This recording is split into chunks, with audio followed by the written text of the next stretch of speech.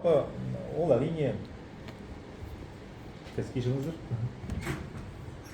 салып жатқан салымыңызға байланысты, яғни ақшаның валютасына байланысты. Егер сіз теңгемен салып жатсаңыз, және біздің депозитарийден біздің елдегі акциялар сатып алып жатсаңыз, ол ақшалардың бәрі депозитарийде сақталады. Яғни біздің орталық депозитарий, ал орталық депозитарий ол ұлттық банктың, яғни мемлекеттік органнан еншілес ұйымы. Сол жерде сақталады теңгемен. Егер мысалы доллармен шотқа ақша салсаңыз, ол жерде әрине ол сіз қай жерден, қай брокерден аштыңыз, мысалы Freedom Finance Global'дан ашсаңыз, біздің банк асты емес, шетелде бар, Европада бар, Қазақстанда бар, әрқайсысында сақталуы мүмкін. Яғни ол банк асты сақталады. Ал құнды қағаздар, мысалы айтып өттім ғой жаңа, қазақстандық акциялар Қазақстан депозитарийінде сақталады. Егер сіз мысалы американдық акцияны сатып алсаңыз, ол американдық депозитарий, DTC деп аталады, ол депозитер Clearing Corporation дейді, сол жерде сақталады. Бұл жерде де мысалы сіз американдық акцияны сатып алсаңыз, және сіздің брокеріңіз күйіп кетсе, жаңа банкротқа шығып жатса, онымен де түк болмайды. Ол сол депозитарийде сақталады. Сондықтан бұл жерде ешқандай қорқыныш жоқ. Сонымен қатар тағы да айтып өтейін, брокерлерді қадағалап отыратын бізде, яғни аудиторлар бар, сонымен қатар реттеуші бар. Біздің елімізде ол жаңағы Қазақстан Республикасының ұлттық банкі.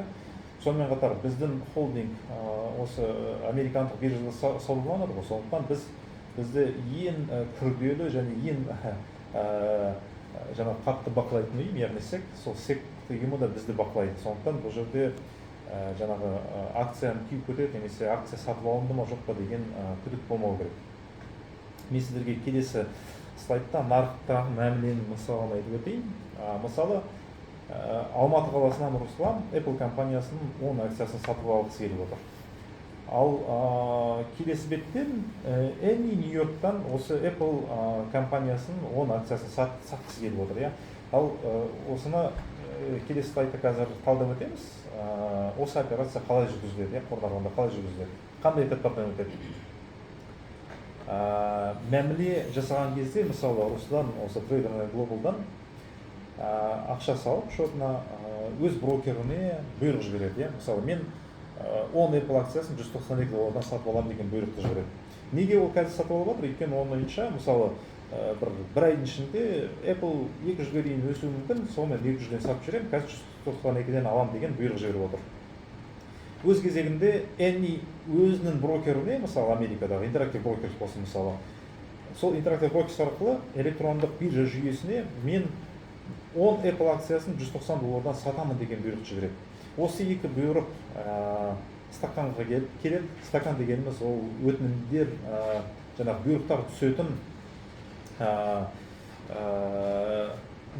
түсетін қалай барсақ болады?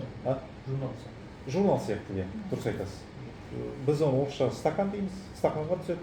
Бірақ осылар электрондық жаңағы бұйрықтар түсетін журналға түседі. Бір жағынан жаңағы сату бұйрықтары, бір жағынан сатып алу бұйрықтары.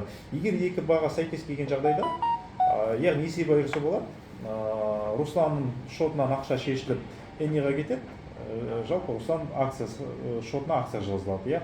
Ал Эннидің шотынан өз кезегінде акция шешіледі де, оның шотына жаңағы ақша барып түседі. Жалпы мәміле осылай жүргізіледі. Сіз жалпы қор нарығында, мысалы, сіз брокеріңізге қазір Қазмұнайгаз акциясын сатып аламын деген бұйрық жіберетін болсаңыз, сіз оны брокерден сатып алмайсыз, сіз оны басқа бір инвестордан сатып аласыз. Ол инвестор, мысалы, егер біз қазақстандық нарық туралы айтып отырған болсақ, ол мысалы Қарағандыда отыруы мүмкін, немесе Алматыда отыруы мүмкін. Жалпы қай жерде болғаны сізге бәрібір, жалпы осы өтінімдер журналына түсіп, егер баға сәйкес болса, сіздің сатып алған бағаңыз нарықтағы бағамен тең болса, онда операция орындалады да есеп айырысу жүргізіледі. Сұрақтарыңыз бар ма? Жаңа кедербешін. Екі жақтан екі адамнан салынып отыр, физический лица.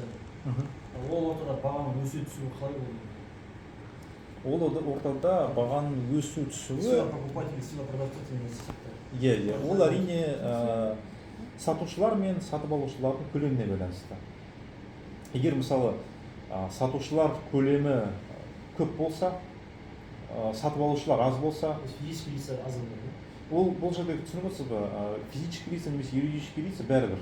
жалпы журналға бұйрықтар әрбір клиенттен түседі ғой, мысалы физлицо, юрлицо. Бұл жерде ең бастысы сатып алушылар мен сатушылардың күші. Сұраныс пен ұсыныс. Егер сұраныс көп болса, баға өседі. Егер сұраныс төмен болса, баға түседі. Бұл кәдімгі сол биржа. Компанияда бөлек шықса баға түседі. Түсінбедім. Компанияда бөлек шықса баға түседі. Фундаментал жағынан енді бұл жерде компанияның болашақ табысын талдау керек. Мысалы, келесі жылы бұл компанияның услугалары көп сатыла ма, тауарлары көп сатыла ма, осындай жаңағы прогноздарды аналиттер береді. Немесе компания өзі жылдық есебінде беруі мүмкін. Мысалы, біз келесі жылы өз табысымызды 2 есе ұлғайтамыз десе, әрине бұндай компаниялар инвесторларға ұнайды, олар оны сатып ала бастайды. Егер компания шығып, мысалы, біз келесі жылы табыс аламаймыз, өйткені біз жаңағы бизнесіміз банкротқа ұшырап жатыр, немесе біздің жаңағы бірнеше филиалымыз жабылып қалды десе, әрине бұндай компанияларды инвесторлар акциясын сатуға тырысады. Сондықтан фундаменталды жағынан сіз компанияның табысына қарауыңыз керек. Яғни табыстылық жағдайы қандай? Қазір өз тауарларын қандай мөлшерде сатып жатыр? Болашақта қалай сатады? Инвесторлар әрдайым бұл ақпаратты талдап отыру керек. Немесе сіз өзіңіз талдай алмасаңыз, брокермен кеңес алсаңыз болады. Брокерге хабарласасыз, мысалы, мынандай компания бар, Қазмұнайгаз, брокерлер жаңағы квартал сайын осы акциялар бойынша талдау жүргізіп отырады. Мысалы, біздің қазіргі талдауымыз бойынша аналитиктеріміздің Қазмұнайгаз компаниясының акциясы 12.000 теңгеге дейін өседі. Қазіргі бағасы бір 10.900-10.800 теңге. Егер сіз сол аналитиктердің талдауына сенетін болсаңыз, қазір сатып алсаңыз болады, сосын бірнеше мерзімнен кейін, мысалы 3-4 айдан кейін қымбатырақ сатып жіберсеңіз болады.